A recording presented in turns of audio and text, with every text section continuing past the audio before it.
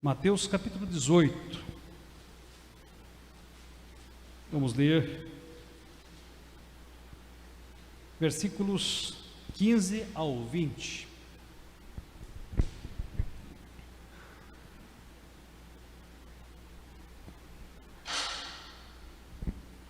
Mateus capítulo 18, versículos 15 ao 20.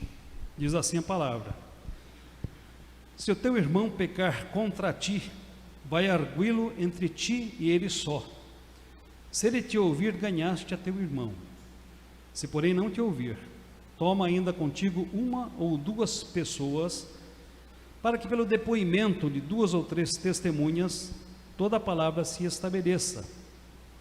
E se ele não os atender, dize-o à igreja. E se recusar também ouvir à igreja, considera-o como gentio e publicano. Em verdade vos digo que tudo o que ligardes na terra terá sido ligado nos céus, e tudo o que desligardes na terra terá sido desligado nos céus.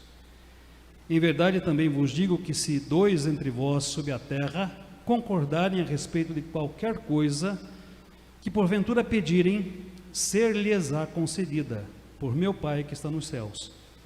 Porque onde estiverem dois ou três reunidos em meu nome, ali eu estou no meio deles. Que Deus abençoe a sua palavra e que a aplique em nossos corações. Nós vamos orar mais uma vez. Ó Deus, é com temor e tremor que nos aproximamos da tua palavra, ó Deus, sabendo que a tua palavra é a nossa única regra de fé e prática. É a orientação segura para as nossas vidas, ó Deus. É a nossa diretriz, a nossa bússola, a nossa lâmpada. Nós queremos te suplicar que o teu Espírito Santo abra o nosso entendimento, que o teu Espírito Santo abra os nossos corações, e que ele, através da tua palavra, fale conosco poderosamente nesta noite, ó Deus, quebrando todas as nossas resistências, quebrando, ó Deus, toda e qualquer barreira que se imponha entre nós e a tua voz. Buscamos a tua palavra porque ela nos alimenta, ó Deus. Estamos carentes deste alimento espiritual para as nossas almas. Suplicamos, ó Deus, e abençoe a todos os irmãos que aqui estão, todos aqueles que nos acompanham, ó Deus, através dessa transmissão pelo YouTube, que possam ser alcançados poderosamente pelo Senhor. E que, ó Deus, esta mensagem continue a repercutir em nossas vidas e nos desafiar nos dias que se seguem nessa semana. O que nós pedimos agradecidos em nome de Jesus. Amém. Meus queridos, eu vou, estando distante dos irmãos, tirar a máscara, mas peço que os irmãos continuem com máscara, porque daqui eu fico distante dos irmãos, distante da qualquer possibilidade de, numa eventualidade, transmitir o vírus para os irmãos. Mas peço que os irmãos queridos continuem com a máscara. O tema da nossa mensagem nesta noite é Deus, você e o seu irmão. Aqueles que estão anotando lá em casa ou aqui na igreja, nosso tema é Deus, você e o seu irmão. Meus queridos, as relações sociais, elas se dão em meio a um processo de pessoas que estão se santificando, em meio a um processo de pessoas que estão em maturação espiritual, em meio a pessoas imperfeitas. Isso acontece no mundo lá fora e isso acontece também na igreja de Jesus Cristo.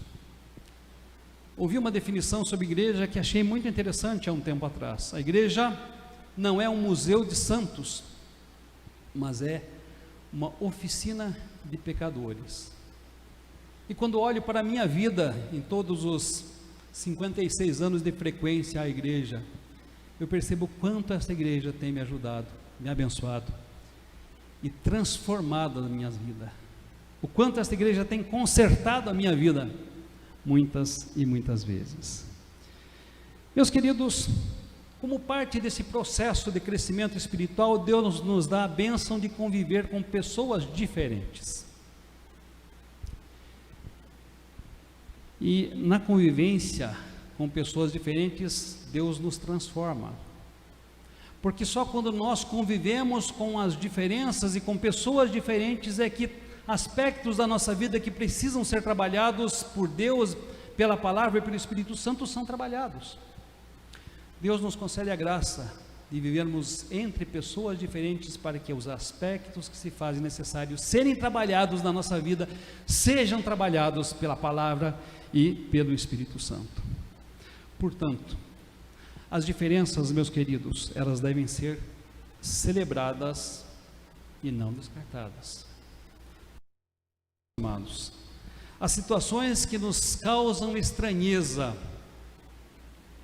elas devem ser acolhidas e não afastadas, porque Deus está trabalhando em nossas vidas. Deus está trabalhando o nosso temperamento, o nosso caráter e a nossa vida de santificação. E duas coisas que nós precisamos observar para checarmos o nosso processo de maturidade espiritual é a nossa propensão para se melindrar e a nossa propensão para se escandalizar. Meus queridos, eu destaco a palavra nossa, porque são nossas propensões para se melindrar e nossas propensões para se escandalizar. Quando nós nos melindramos, quando nós nos magoamos e nos ofendemos com o comportamento de outras pessoas que, agindo intencionalmente ou não, elas nos magoam, nos decepcionam. E quando é que nós nos escandalizamos? Quando outras pessoas fazem coisas contra nós, que vão ao encontro dos princípios da palavra de Deus que nós acreditamos e que nós abraçamos. Mas o que isso tudo tem a ver com o nosso tema? Deus, você e o seu irmão. Meus queridos, Deus nos colocou como um corpo, Deus nos fez como uma família, e Deus afirma que eu e os irmãos pertencemos a um edifício. E tanto um corpo, quanto uma família, quanto um edifício necessitam de que todas as partes estejam unidas entre si, aprendendo a conviver com as situações diferentes, aprendendo a conviver muitas vezes com as situações estranhas. E em relação ao nosso relacionamento social, e de modo especial o nosso relacionamento em nossa família, em nossa igreja, com os nossos irmãos, este texto que nós lemos nos dá alguns conselhos muito sábios. Eu convido você, se já fechou a Bíblia, que abra de novo, Mateus 18, versículos 15 a 20. Qual é o primeiro conselho que este texto nos dá para relacionamentos sociais saudáveis? Se o teu irmão pecar contra ti, vai arguí-lo entre ti e ele só. Se ele te ouvir, ganhaste o teu irmão. Primeiro conselho, querido, se quiserem anotar, primeiro ponto da nossa mensagem: conceder graciosamente ao suposto ofensor o benefício da dúvida. Vou repetir: conceder graciosamente ao suposto ofensor o benefício da dúvida. Observem que o texto nos diz: se o teu irmão pecar contra ti. É importante darmos destaque a esta expressão se.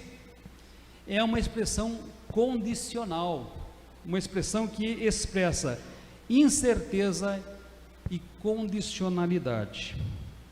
Antes de definirmos com certeza se o irmão pecou ou não contra nós, antes de definirmos com certeza se o irmão nos ofendeu ou não, é preciso verificar se de fato isto ocorreu.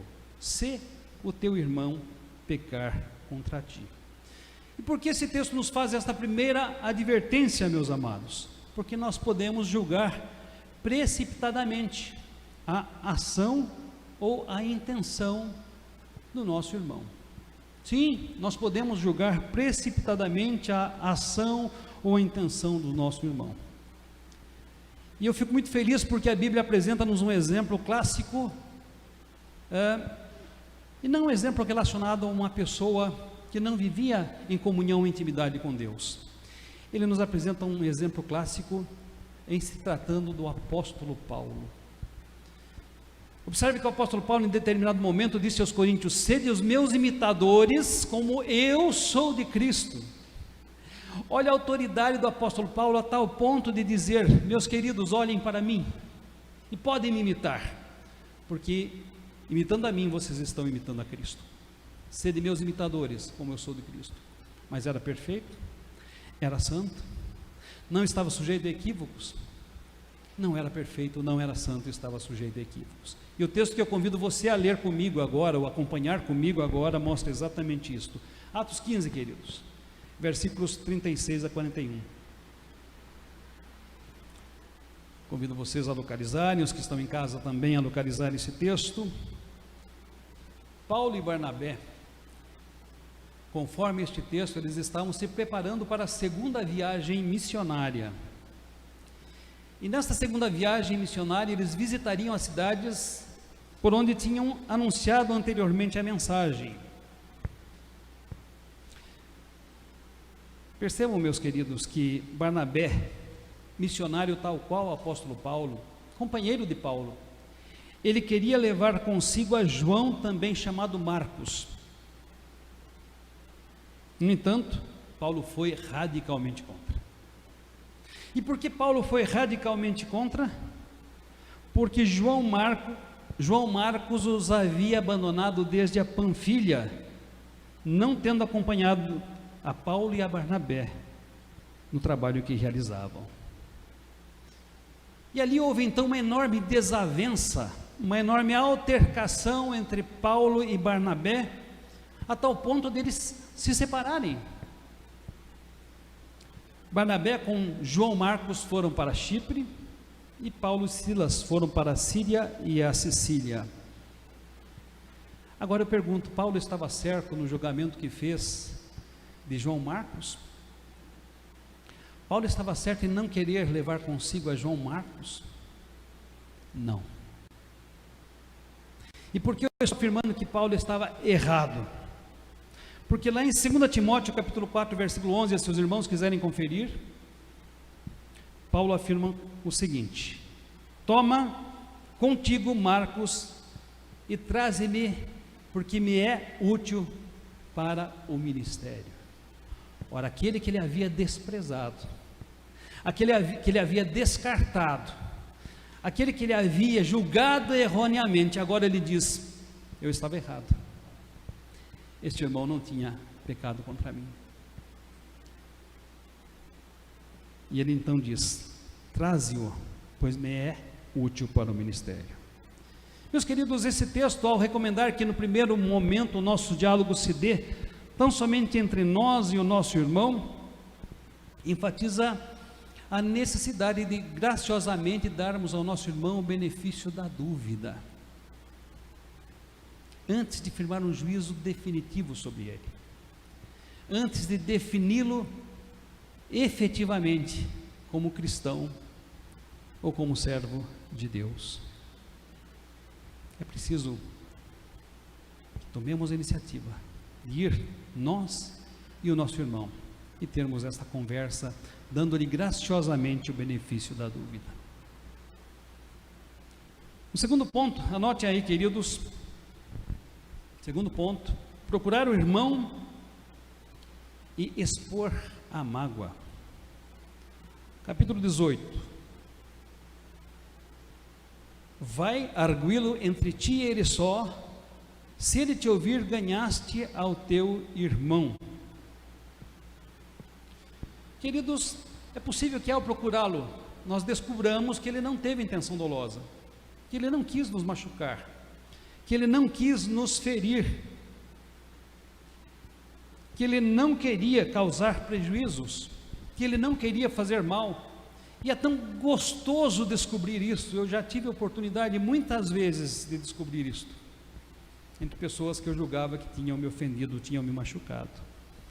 E como foi gostoso reconciliar-me com esta pessoa. Podemos, no entanto, ao procurar este nosso irmão, e expor pessoalmente a nossa queixa, descobrir que sim, ele teve uma intenção dolosa, sim, ele queria nos machucar, sim, ele queria nos ferir, sim, ele queria nos atingir. E a Bíblia diz então, vai arguí-lo. E o que significa esta palavra arguir? Argumento, vai argumentar com ele, fundamentado nos prós e contras, vai discutir com ele a ideia, vai provar isto ou comprovar aquilo junto ao seu irmão. E quando isso acontece, muitas vezes se dá o perdão e a restauração.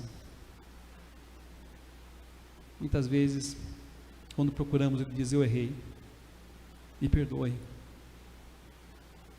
realmente fui infeliz, me perdoe.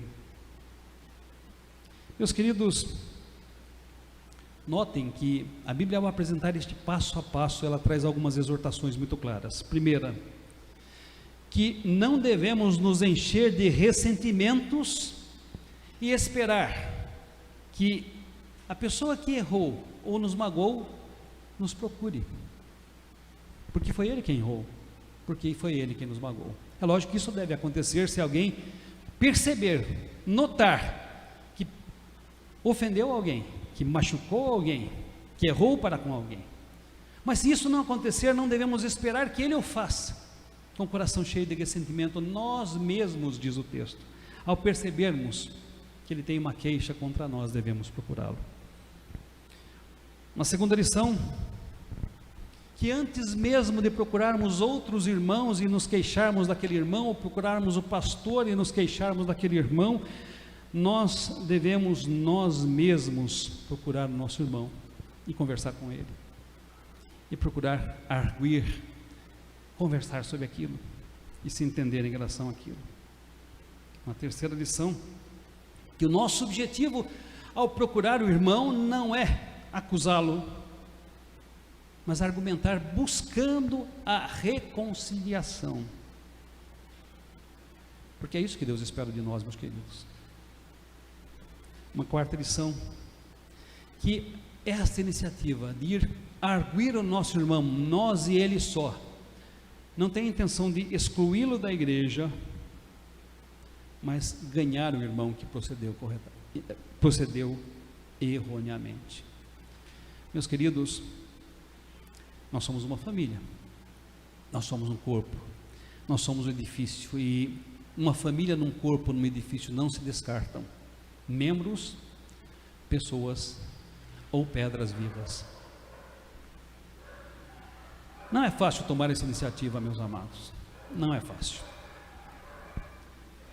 Nós somos seres humanos, e muitas vezes, meus queridos, quando nós nos sentimos feridos, a tendência é nos fecharmos em nós mesmos e esperar que o outro tome a iniciativa, ou até mesmo retalhar para que ele experimente a dor que nós estamos experimentando, para que ele sofra o que nós estamos sofrendo. Eu li há algum tempo atrás uma ilustração que achei muito interessante. Uma serpente, ao adentrar numa serralheria, ela de repente tocou em uma serra, e quando ela tocou nesta serra, percebendo que aqueles dentes da serra a machucavam, ela se enrolou totalmente naquela cela como uma forma de defesa, e quanto mais ela se enrolava, mais ela machucava. Quanto mais adiamos a decisão de ir ter com o nosso irmão e conversar entre nós e ele, mais nós nos machucamos. É fácil? Não é, mas esse é um preço que nós devemos pagar para que a paz no corpo de Cristo seja mantida. Terceiro ponto, quem está anotando, anote aí: convidar uma ou duas pessoas para estabelecimento de toda a verdade. Versículo 16: se porém não te ouvir, toma ainda contigo uma ou duas pessoas, para que pelo depoimento de 2 ou 3 testemunhas toda a palavra se estabeleça.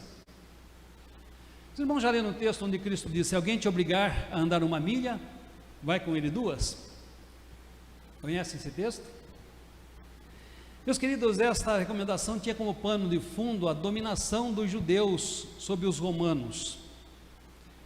Podia acontecer o seguinte: o judeu estava caminhando, talvez de volta do trabalho para casa, e então uma autoridade romana passava por ela e lhe impunha a obrigação, lhe impunha um dever. Uma obrigação, um dever, no caso hipotético, de andar 1 milha. Eu imagino que isso fosse terrivelmente constrangedor. Cirineu foi obrigado a carregar a cruz de Cristo e estava passando por ali. Agora, Jesus nos diz: se alguém te obrigar a andar 1 milha, ande com ele 2. Ande com ele 2. E este presente texto, ao dizer que devemos empreender uma segunda busca para com aquele que nos ofendeu, convida-nos a andar não somente 1 milha, mas andarmos 2. Ele diz que caso a primeira tentativa de arguição e de reconciliação não produza o resultado, e se o irmão que nos ofendeu, nos machucou, nos feriu, continuar obstinado, então uma segunda visita deverá ser realizada, com um claro objetivo de estabelecer a palavra, tanto de quem ofendeu quanto daquele que foi ofendido. Mas 2 testemunhas devem ser convidadas, 2 testemunhas devem estar presentes, para que então, pelo depoimento de 2 ou 3 testemunhas, toda a palavra se estabeleça. Mas notem, queridos, que ainda nessa esfera de ação, a queixa permanece como um assunto particular, um assunto reservado. Ofendido e mais alguns irmãos espirituais procuram o ofensor, buscando levá-lo a uma reflexão, a uma reconsideração, ao arrependimento e à reconciliação. Temos alguma questão a ser resolvida? A pergunta é: já demos o primeiro passo? E se já demos o primeiro passo, estamos dispostos a dar o segundo? Meus queridos, 4º ponto, e hoje não vou pregar só 3 pontos como de costume. 4º ponto, anotem aí: levar o assunto ao conhecimento do conselho da igreja. Diz o texto que se a rebeldia for tanta, se a obstinação for tanta, se não atender à primeira tentativa de uma conversa particular e íntima, se não atender à segunda tentativa de uma conversa perante testemunhas, se esta pessoa se manter rebelde e irredutível, então o assunto deve ser levado ao conselho da igreja. Mas eu quero afirmar o seguinte, preste atenção: é difícil alguém que é membro do corpo de Cristo, que foi lavado pelo sangue do Cordeiro, se manter tão obstinado, tão irredutível e tão rebelde assim. Mas se isso acontecer, o assunto deverá ser levado à igreja, e a igreja então, através do seu conselho, vai envidar todos os esforços possíveis e necessários para que esta pessoa se convença do seu erro, da sua insensatez, do seu pecado, se arrependa, busque primeiramente o perdão diante de Deus, depois o perdão e a reconciliação com os seus irmãos. Meus queridos, pode ser que diante de todas estas medidas tomadas aqui, conforme a orientação deste texto, o irmão não tome consciência da sua conduta ou da sua atitude errônea. Pode ser, mas eu acredito que na maioria das vezes as questões são resolvidas muito antes de chegar ao conhecimento do conselho da igreja. As questões são resolvidas muito antes do assunto ser levado à igreja. Erros são perdoados, reconciliações são realizadas, o perdão é derramado, os muros de separação deixam de existir. E eu li uma vez uma história que eu gostei muito. 2 irmãos tinham fazendas próximas, divididas apenas por um riacho. Eram grandes amigos, eram grandes companheiros, eram confidentes um do outro. Num determinado momento, uma pequena questão os separou, de tal forma que ficaram magoados um com o outro e não queriam mais se ver, muito menos conversar. Um belo dia chega na fazenda de um deles um carpinteiro e diz: olha, eu estou procurando um serviço, você tem algum serviço para me dar? E então aquele homem diz: eu tenho. daquele lado da fazenda mora meu irmão, e eu não quero mais ver o meu irmão. Então eu quero que você construa uma enorme cerca alta, de tal forma que da minha fazenda eu não consiga ver o meu irmão, nem o irmão consiga da fazenda dele me ver. Eu quero que você levante aqui uma parede de separação, e estou lhe dando todas as condições, todo o dinheiro, para que você realize esse empreendimento, porque eu vou viajar e voltarei daqui a muitos meses. Depois de muitos meses aquele homem retorna, e não havia uma parede, não havia uma muralha, havia uma ponte. E aquele homem então foi ter com o marceneiro e disse: mas o que é que você fez? Você construiu? Com o carpinteiro, e disse: o que você fez? Você construiu uma ponte? E curiosamente o carpinteiro estava lá dando últimos detalhes na ponte. Quando ele foi até o começo daquela ponte, o seu irmão também veio até o começo daquela ponte, e os dois naquela ponte se aproximaram, e os dois naquela ponte se abraçaram, choraram e se reconciliaram. Meus queridos, o marceneiro, há mais de 2000 anos atrás, construiu uma ponte entre nós, para que não haja separação, para que nós vivamos unidos e amemos uns aos outros.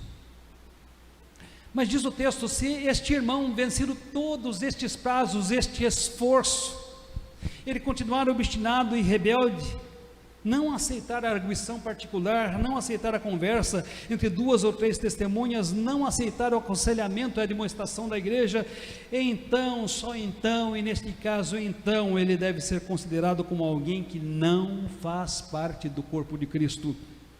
Ele deve ser então excluído do nosso rol de membros. Ele já é um gentio, ele já é um publicano, mas só então,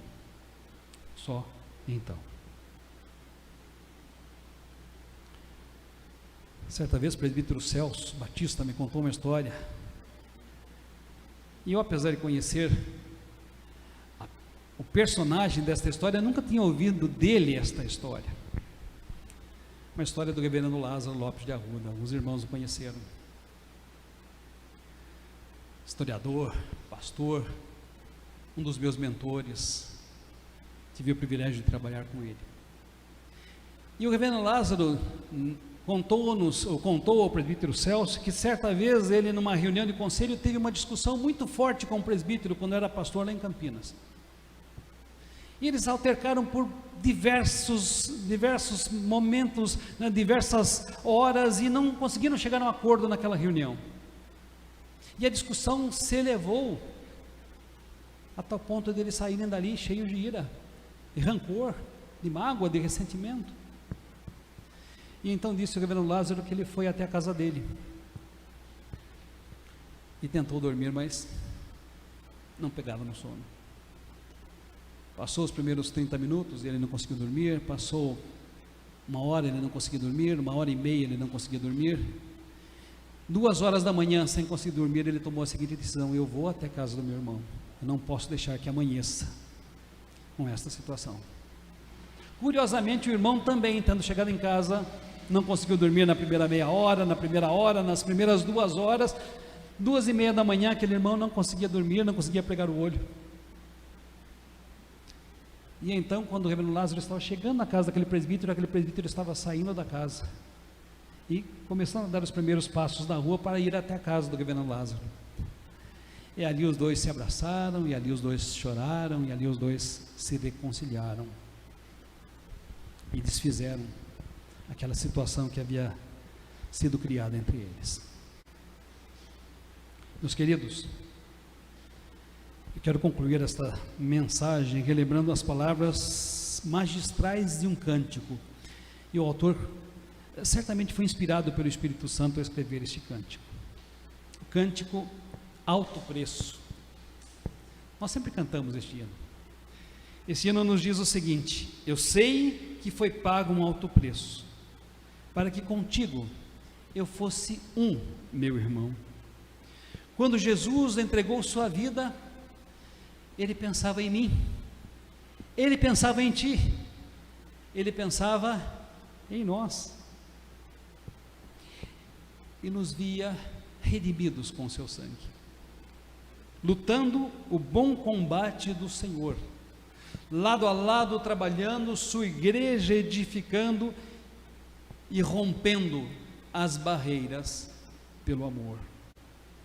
Queridos, quantas verdades inquestionáveis sobre o que Cristo fez para que haja unidade no corpo de Cristo, para que haja amor entre nós, para que pequenas questões não levantem muros de separação entre nós, para que mágoas e ressentimentos sejam resolvidos.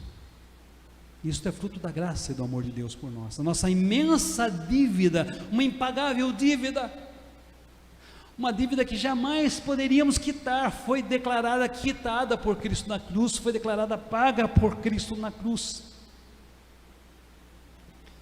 Mas este hino traz uma outra parte, e quando cantamos este hino também assumimos alguns compromissos que são fruto da graça de Deus no nosso relacionamento com os irmãos. Diz assim: e na força do Espírito Santo nós proclamamos aqui que pagaremos o preço de ser um só coração no Senhor. E por mais que as trevas militem, meus queridos, estejam certos, elas militam. E por mais que as trevas militem e nos tentem separar, com os nossos olhos em Cristo, unidos iremos andar. Que assim seja, que não sejamos vencidos pelas trevas, que estejamos dispostos a pagar o preço para ser um só coração no Senhor. Jesus disse que o mundo conhecerá que nós somos seus discípulos se nós amarmos uns aos outros. Que Deus nos capacite, nos abençoe, que Deus atue em nós e que Deus nos ajude. Amém.